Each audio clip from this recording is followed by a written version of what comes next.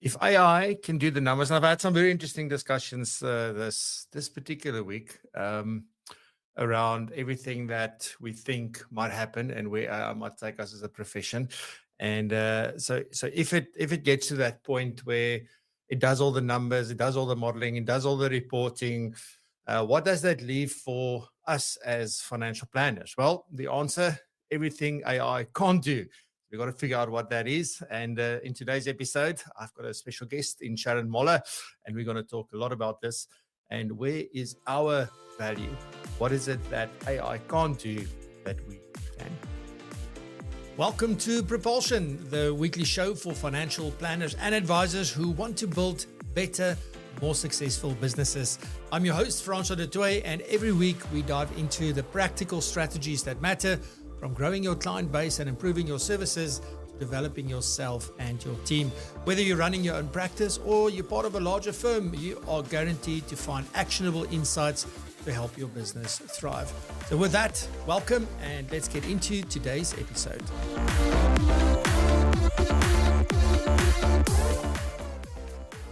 So my guest this morning is Sharon Moller. Sharon is a financial planning coach at Old Mutual Wealth, where she helps financial planners integrate life coaching and behavioral finance into their engagement. She's got lots of experience. She's brilliantly qualified. She knows what she's talking about.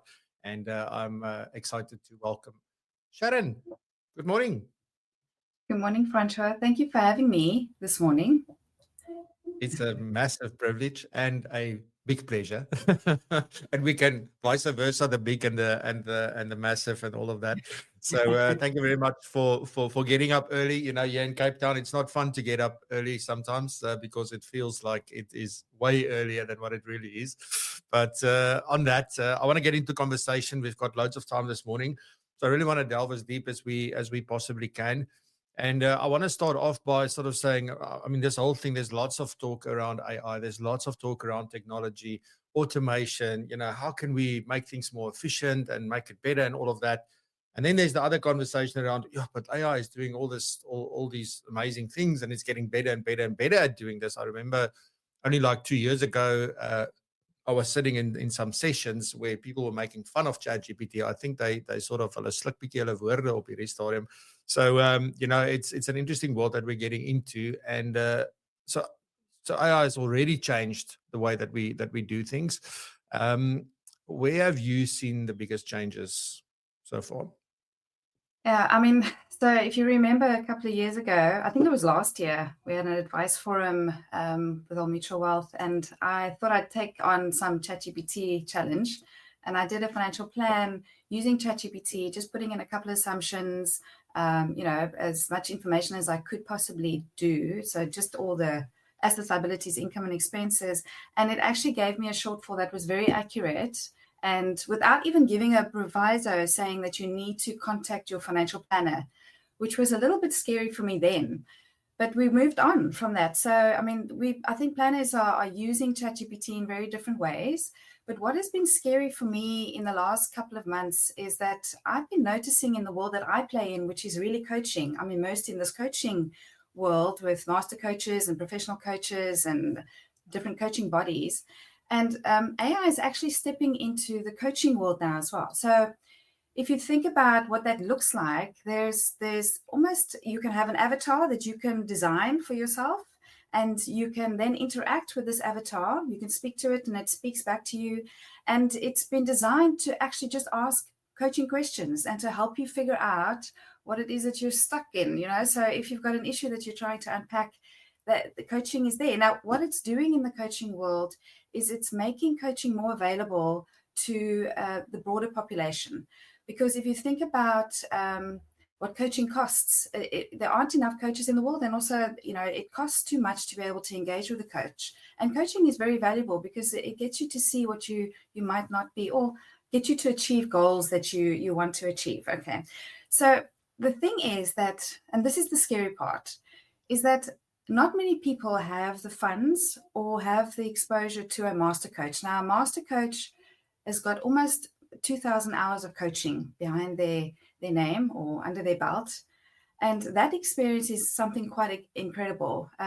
because it's not just about the questions that they ask or how they listen. It's the presence that they create, right? And what you're doing when you're coaching, you're actually looking to see what about this person do they need to see more of, or need to create awareness around so that they can become unstuck, so they can move forward. What do they need to change in their assumptions, in their beliefs, so that they can actually get what they want out of life? And so AI is coming in, and anybody who hasn't experienced a full-on master coach won't know the difference. And I think that's what's scary for me in the financial planning world. Because if coaching is coming, if AI is entrenching in the coaching world, we always thought that at least the human side of the conversation would be safe, right? Because AI can do the calculations, and it can generate reports for us, and it can sometimes even give advice around what investments to put, what solutions you should follow. And we never thought, or I didn't at least, I must maybe just make this my problem. I never ever thought that there would be a risk of AI actually taking the important part of the conversation away. But it seems to be that this might be the case. Okay. So that's what Yeah. I think. And I mean, the big question then for me becomes, because often, let me just tee this up. Why I want to ask this question is because, I often find in conversations that, financial planners, financial advisors, even people running financial planning businesses and advisory firms are going like, you know what, I'm beyond tech. I'm like, before computers, like all those kinds of things. And they sort of saying, no, this is not for us and our clients won't like it and all of those things. And I always say, and I've been saying this a lot more now, is that it's not about what we are comfortable with. It's not so much what we want to do and don't want to do, and what we think our clients want and what we think they don't want. Clients are going to start to adopt these things, because I was sitting at the airport, when was it, the day before yesterday, and there was a youngish girl, and I assume it's her parents, and they were sitting there talking about AI, like it was like my mind was blown. And so I'm saying, like, clients are going to adopt these things. So my question to you is, because you work with so many planners, like, are they embracing this? Are they trying to or are they trying to avoid it? Where are they at? Are they noticing what might be happening at the moment? I think the conversation is vastly different depending on who you're talking to. I think you're probably going to know more about this than I do, training some planners on, or some of the planners on AI. There are leaders in it, so the early adopters, that embrace AI and use it to the as maximum as they possibly can. So creating reports, helping streamline business processes and efficiencies. But I haven't seen anybody use AI to its fullest extent yet, but my experience is very limited. I think I'm just trying to understand it myself at the moment. I'm trying to see how this is going to look going forward, because I've been taken aback. I'm feeling anxious. I'm feeling nervous, because I thought that at least coaching was something that we could keep safe and sacred away from technology, but it doesn't seem to be the case. And I think when I speak about this in the open forum that I might have available to me, the response is that, okay, so AI might be doing more of what I can do, even more than I thought in a financial planning world. Now it's going to start asking great questions. And it's funny, I actually, French, I'm going to go off a little bit here. So what I did was, if you use ChatGPT in any form that's more than just trying to, ask questions and trying to get it to write stuff for you, and you build a bot or you build your own ChatGPT, you can actually design it so that it does things in a coaching way. So I designed my own coaching bot, and it actually coaches me around financial issues. It's trying to understand my relationship with money, and I've actually trained it so that it won't solve. It will just ask questions. And through the questioning, I've asked it to structure the questions in a certain way. I've given it as much data as I can, and it asks great questions. And because I've given it instructions, it never steps in and tries to solve my problem for me.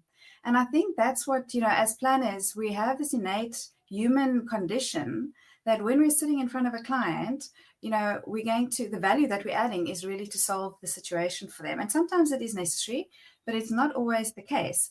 And it's funny how when I look at what planners tell me around their experience and what they're willing to accept around AI. It's more that they don't think it's going to happen in their lifetime, that they won't be working anymore when this, when this is going to come about. Or they say to me, no, my clients will never interact with a machine in this way. It will want human interaction. And they think about their client base and they reflect back on what their clients want. But the thing is that, like you say, the generation that's coming, they don't know how to interact with humans. They've been raised on technology. They sit with their phones, they engage with WhatsApp and Snap. And I mean, if I look at my children, my daughter is 21, so she's not exactly, she's not the generation that most parents would be working with.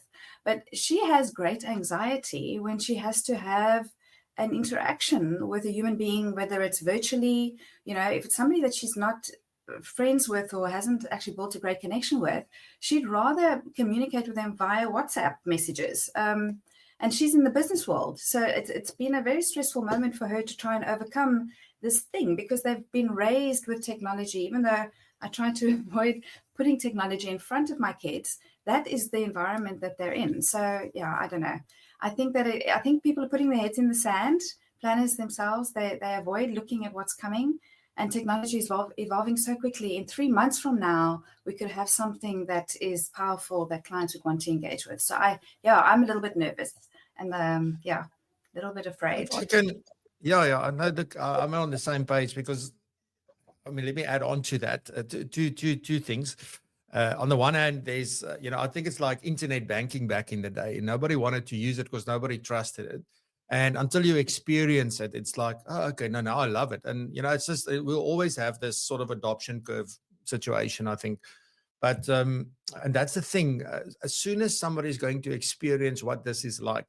Now, there was it was last year, the year before, maybe with one of the big universities in the US. So they had this issue where students were starting to use ChatGPT, but ChatGPT was giving them the answers and solving the problems that they were having. And obviously that's not the professor way, and that's not the teacher's way. So the teacher is sort of more like a coach and sort of guidance, but you need to figure out the answer yourself.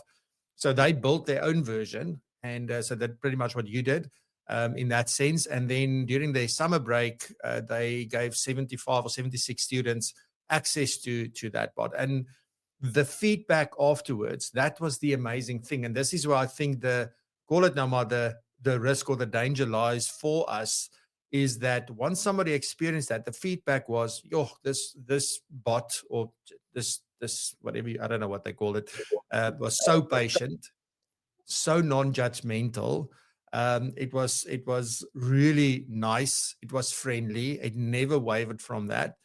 And that experience was absolutely amazing. And I think about that same different person at the airport. That I had 2 meetings at the airport, just to be clear. So the other person was telling me about his daughter that went for her first consultation with an advisor, and she didn't know what to expect. She didn't know what to ask. She was like really like not very comfortable. And then afterwards, she said she asked such stupid questions in hindsight. And I think that's the problem when you sit in front of another human being, that even if you're not being judged, I think sometimes you do feel like you're being judged. And if you now engage with something like ChatGPT, for example, you can ask a billion stupid questions, and you're never going to feel like that was a stupid question. And I think that's the thing that we need to understand, where it's going and what we are up against, I think, from that perspective.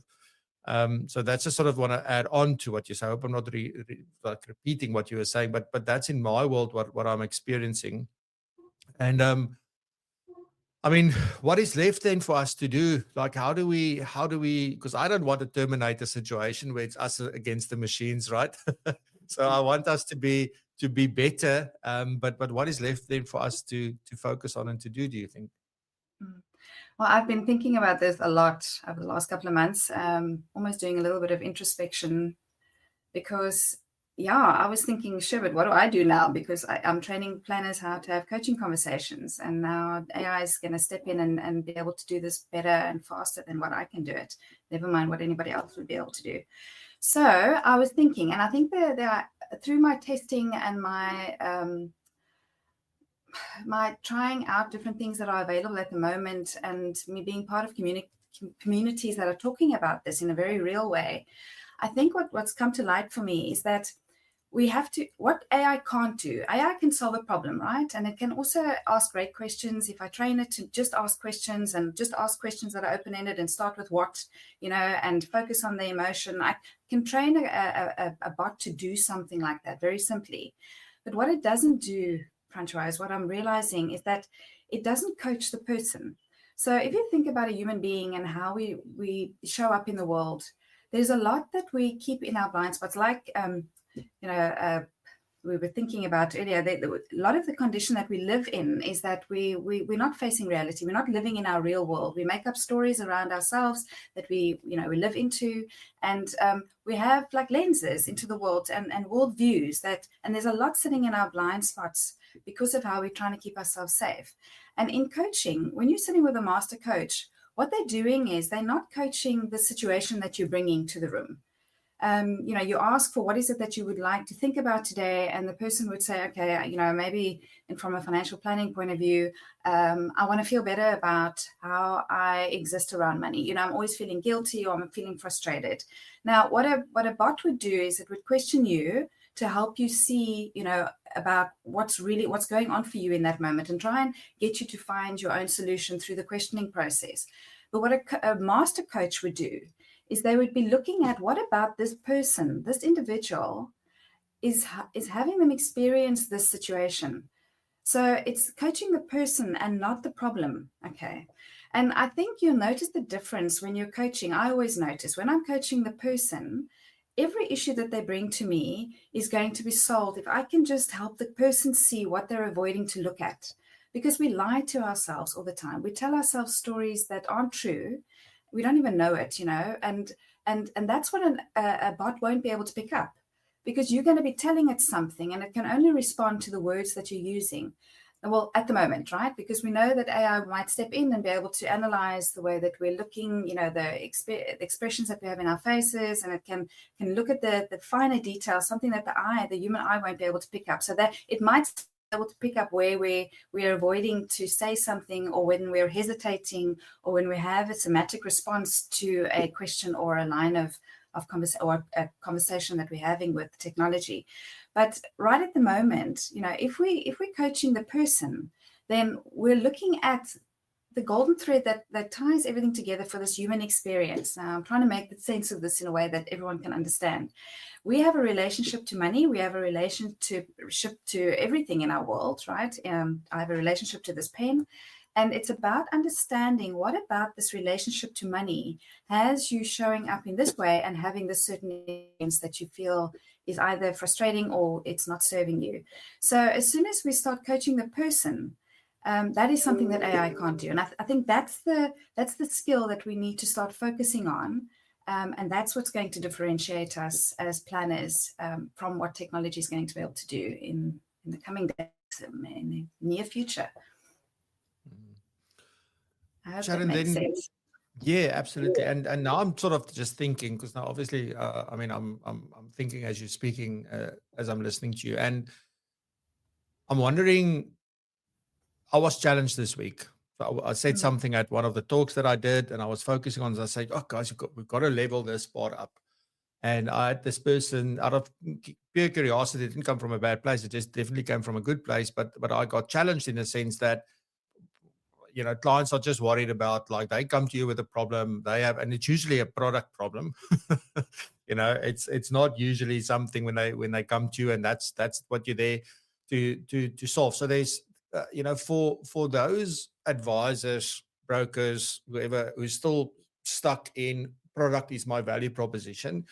What is the risk when there's a risk to all of us? I don't think it doesn't matter where your value propositions sit on the spectrum, right? I mean, it will be impacted, but particularly those ones who've decided, maybe intentionally, unintentionally, I don't know, just not decided to move on from that, product. That's what I'm good at, and that's fine if you have that. But is there a bigger risk for those than for somebody who is doing coaching on the other side of the spectrum, with clients, and they're more focused on other things, and product is sort of the buy thing.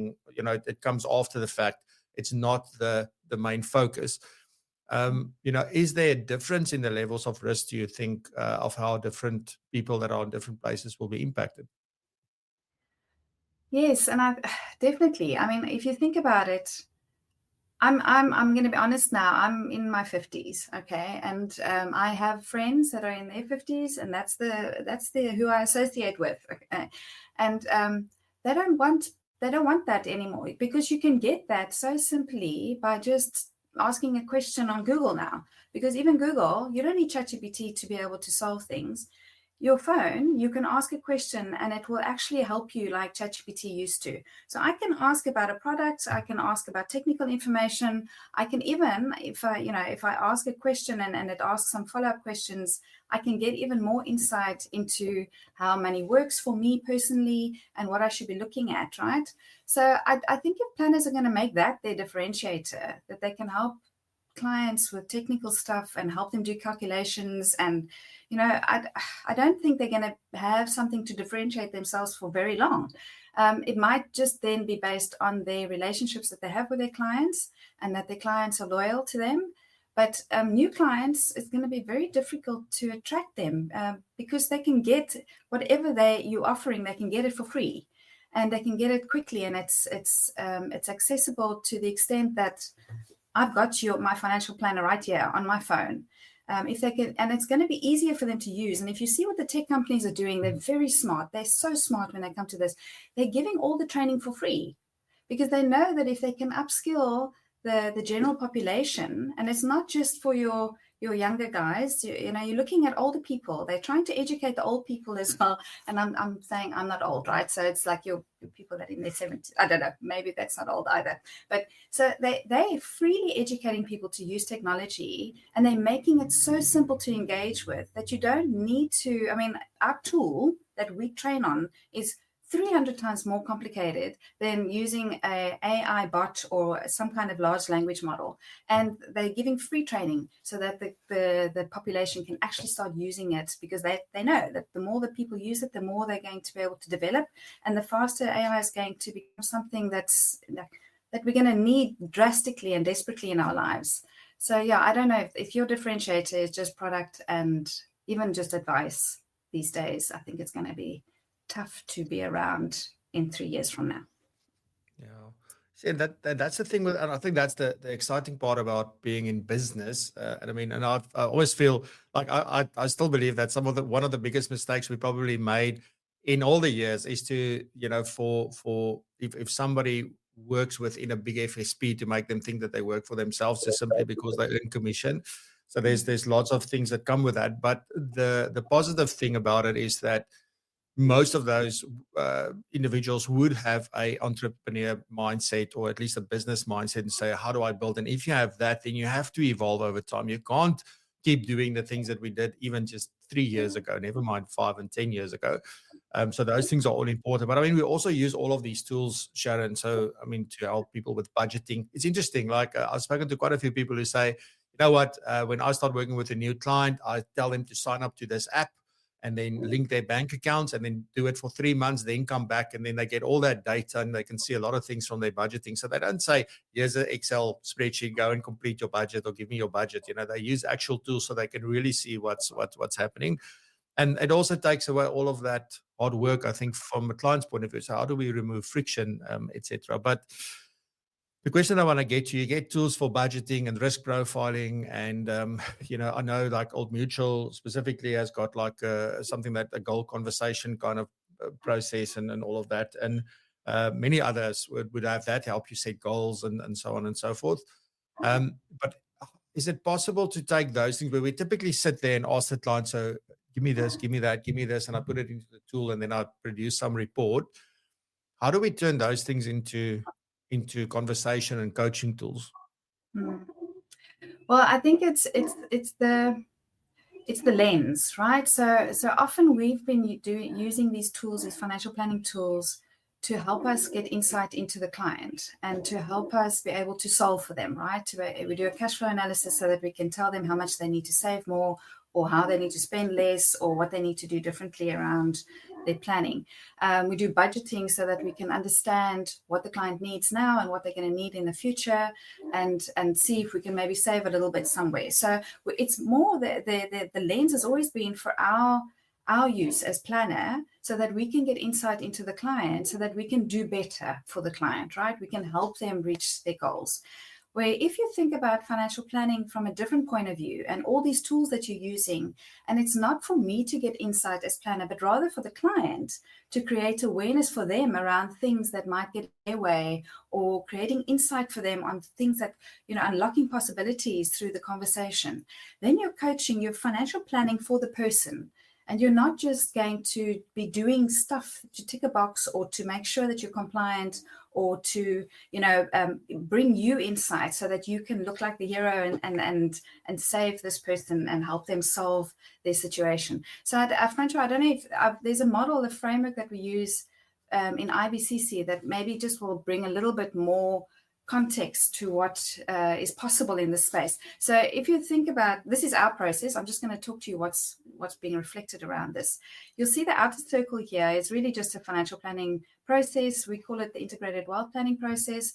It's an onboarding, so you do initial engagement, goal setting, data gathering, you have a strategy conversation, and then there's a developing scenarios part where we use the tool, and I think the integrator has been widely shown on your PROpulsion program and show. So I think many of the planners know about it. And then implementation will happen, and then there's a review, right? So you work yourself around this framework of financial planning in our world. And I think planners have different versions of this. So I'm not saying it needs to look exactly like this. I hope it doesn't. I hope you've differentiated that so that it's yours. Now, in the middle, you'll see there's a little bit of a pie. So there's a wheel, a money wheel. And in this wheels, you'll see different segments.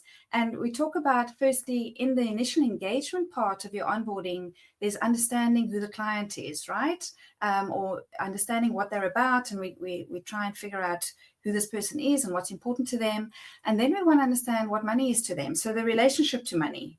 And then we want to understand their goals and their dreams. So there are tools, for instance, just in these three segments that we would use, like a goal setting tool, or, maybe a wheel of life, or the other goal setting methodologies that you can use. But the difference here is that what we're trying to understand is, what is the purpose behind the money? And it's not for us as financial planners to understand it. It's for the client to understand it, because if they can't achieve the stuff that they're hoping to achieve, then, from a goal setting point of view, there must be a reason why they want that specific outcome, or that specific, say even it's traveling, they want to go overseas to visit family members. You have to think about, what is the purpose of that for you? What are you achieving? What is the experience you're hoping for? Because if it's like something, and we've got to get to the emotion, right? It's connection. If it gets to the place where I feel like I'm not connected to my family anymore, they're so far away, it's important that I go and see them, because that's where, I need human connection in my life. And then we know, okay, so that's what the purpose is. If you can't travel overseas because you don't have enough money, what else is possible? And it's not about us telling the client they can't do it. It's not about us telling the client what they can do. It's about the client working through this thinking process with us, so that they can, because they understand the purpose of that particular goal, or the purpose of how they spend, or the purpose of, like what's going on for them when they actually spend when they shouldn't, all of those conversations. It's creating insight and awareness for the client, so that they have more choice and they have more power, and they can open up and unlock different possibilities for them.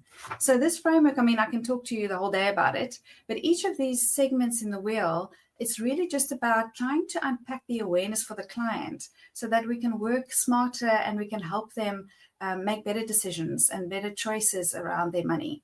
And it's not really about us. And that's what the coaching the person is about, and not coaching the situation or trying to solve the problem. I love that statement, that it's not about us, and that goes for everything. And I think, sorry, I don't want to get sidetracked, but it's like, whether we do planning, whether we think about how we grow our businesses, whether we think about succession planning, it's never about us. It's always about what's best for the client. And if we do what's best for the client, and we really understand what it is that's important to them and why they do certain things, etc., then we will benefit from that in any event. I feel like it's that it's almost like, there's a lot of things we do with the show that I can't say, oh, I did X and then Y happened in my business. But there's always, we do something here and something happens here, but there's never a direct correlation. And sometimes feel like, I don't know why that's one of those laws that I don't know how it works, but it's absolutely amazing. You do one thing that seems completely unconnected or disconnected from the thing that you want, but it's actually somewhere it still helps you get there. But I guess, sort of to start winding off or down, Sharon, I guess I've got a big question around, so just maybe two things in one. One, coaching, is that the thing that everybody should be aiming for to develop themselves to that point where they can do this coaching with clients and coach the person and not the, call it, the financial problem, or is it not for everybody? That, and then if I do want to, then sort of how do I do that? Okay, so I mean, there are various financial coaching courses available in South Africa and across the world. I think people have engaged in coaching courses. We have one at Old Mutual Wealth that I facilitate, and yeah, this is one of the models that I showed you. That's one of the tools or the frameworks that we use. You see more about what's going on for the client and help the client see more about what's going on for them.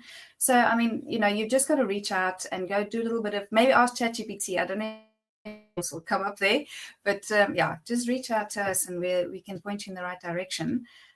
So yeah, the coaching is going to become important, but I think that we only have so much time to get ourselves to that level, and unfortunately it's not something you can just be trained on.